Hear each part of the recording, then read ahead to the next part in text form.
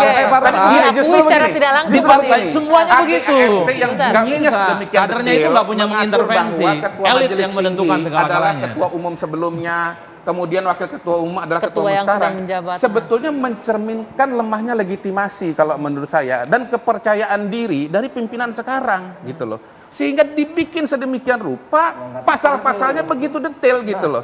Kalau memang legitimasinya itu kuat ya, cukup misalnya ADRT seperti tahun 2001, ya dia umum-umum saja begitu loh. Sehingga kemudian gini, politik itu ya, nomor satu bukan yang tertulis, tetapi legitimasi yang tidak terlihat begitu loh. Kalau legitimasinya kuat, ya pasalnya normal-normal aja, istilahnya biasa aja, itu tetap kuat begitu. Nah ini pasalnya sedemikian rupa karena memang mengkhawatirkan, mengantisipasi adanya sebuah pede begitu betul, dengan sebetulnya sekarang begitu kalau saya lihat. Anggi, jadi dikunci karena nggak pede dikunci biar nggak bisa kalau saya digoyang. ada suatu hal yang lebih penting, KLB ataupun isu kudeta Partai Demokrat ini mesti clear, ini selalu dikaitkan dengan kekuasaan. Ada kakak pembina di situ. Ini yang harus kemudian diklarifikasi secara utuh bahwa tidak ada orang yang berada di inner circle Jokowi saat ini tidak cawe-cawe terhadap persoalan politik. Mesti clear ada statement politiknya. Kita nggak bisa menjawab sekarang ya, tapi Betul. kita bisa lihat nanti. Nah, kita bisa lihat nanti di KLB besok siapa yang akan datang. Kalau Ibas jelas menolak, Ridwan Kamil menolak, Wanita Mas ingin, kakak pembina belum clear statementnya, mau penerima kakak apa pembina enggak. ini siapa, Mas Adi? Saya nggak tahu, tanya ke Mas Edi.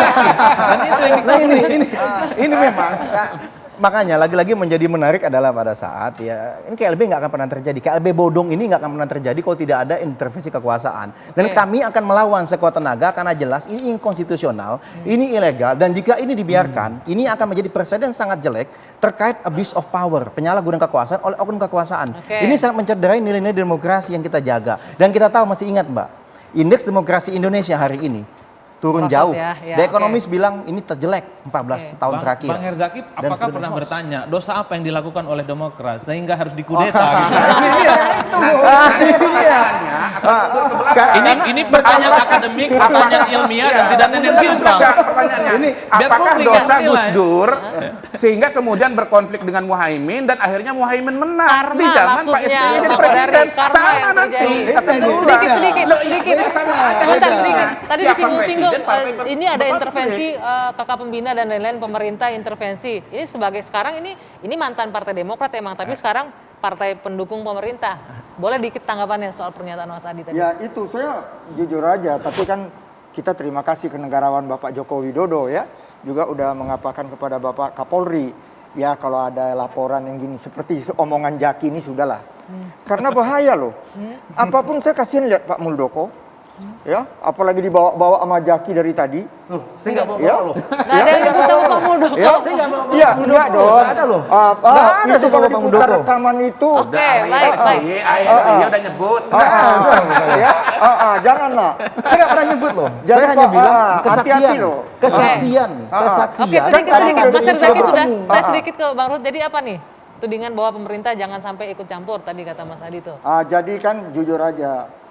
Singkat saja. Memang jago banget ini Demokrat sekarang setelah saya tinggalkan karena ya rada terpuruk, mau cari pencitraan. Ngeri loh, bikin surat ke Pak Presiden, oh kami kan bahasanya baik, memang baik. Tapi ya, uding. dan juga Pak Profesor Menseknek tegas Pratikno mengatakan itu urusan intern. Oke. Tapi selama rame perdebatan ini, saya kasih contoh Andi Malarangeng. Ini sudah mulai lagi seperti waktu Orde Baru.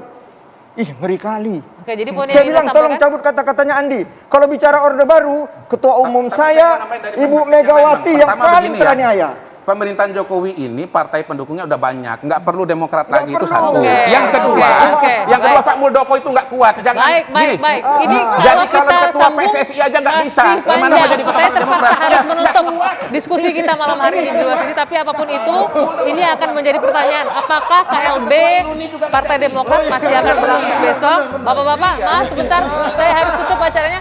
Pertanyaannya, apakah KLB akan berlangsung besok atau nanti apakah Partai Demokrat akan berujung dengan Partai Demokrat Perjuangan? Kita lihat saja nanti. Dua sisi saya akhiri, saya Dwi Anggia, selamat malam, sampai jumpa.